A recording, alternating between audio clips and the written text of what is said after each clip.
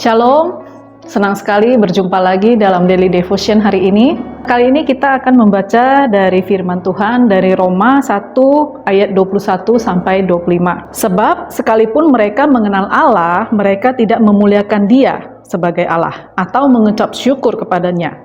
Sebaliknya pikiran mereka menjadi sia-sia dan hati mereka yang bodoh menjadi gelap. Mereka berbuat seolah-olah mereka penuh hikmat, tetapi mereka telah menjadi bodoh.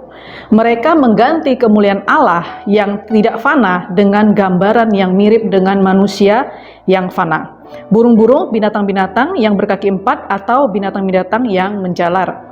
Karena itu Allah menyerahkan mereka kepada keinginan hati mereka akan kecemaran, sehingga mereka saling mencemarkan tubuh mereka, sebab mereka menggantikan kebenaran Allah dengan dusta, dan memuja dan menyembah makhluk, dengan melupakan penciptanya yang harus dipuji selama-lamanya. Di sini dikatakan apa yang ditulis oleh Rasul Paulus, bagaimana manusia itu lebih memilih hidup dalam kefasikan, kelaliman. Mereka hidup di dalam dusta. Ya. Di sini dikatakan juga bagaimana mereka itu tidak memuliakan Allah yang menciptakan mereka. Mereka tidak mengucap syukur, tetapi mengikuti keinginan hati mereka yang sia-sia. Mereka menganggap mereka itu berhikmat, tetapi sebenarnya mereka di dalam kebodohan. Terus dikatakan mengganti Allah yang mulia dengan gambaran yang fana, dengan burung-burung, binatang, dengan binatang berkaki empat, binatang menjalar.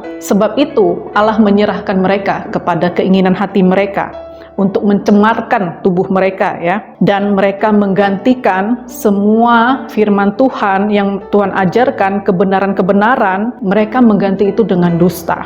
Di sini kita belajar satu hal, ya. Apakah kita juga adalah orang-orang yang mengganti kebenaran Tuhan dengan keinginan-keinginan kita sendiri?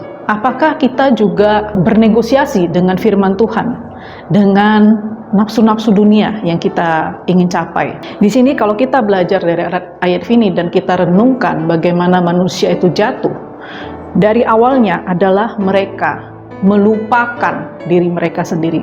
Mereka melupakan jati diri mereka sendiri.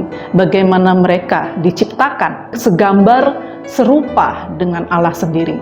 Mereka mengganti Tuhan dengan apa yang dikatakan dusta dari iblis. Itu kita belajar kejatuhan daripada Adam, nenek moyang manusia.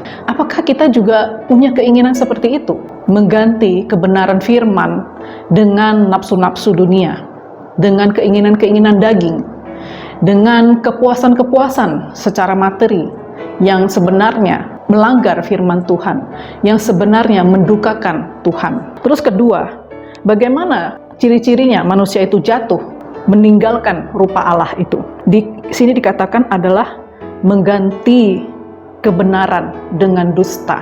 Apakah kita masih hidup di dalam kesia-siaan? Apakah kita masih hidup di dalam dusta?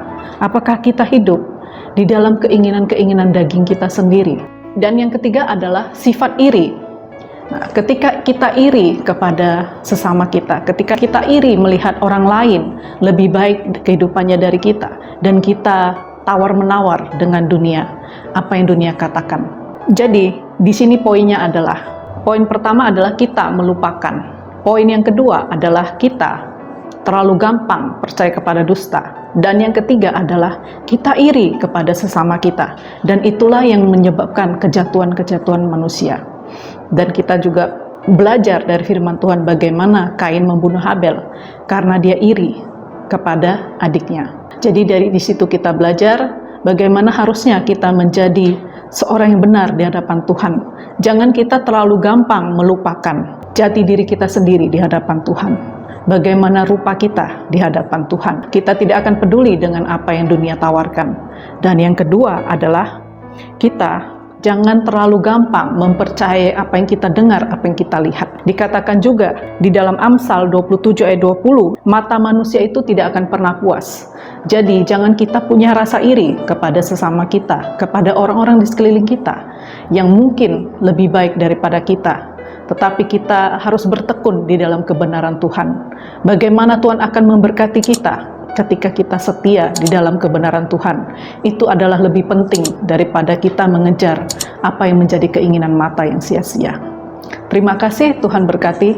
Shalom.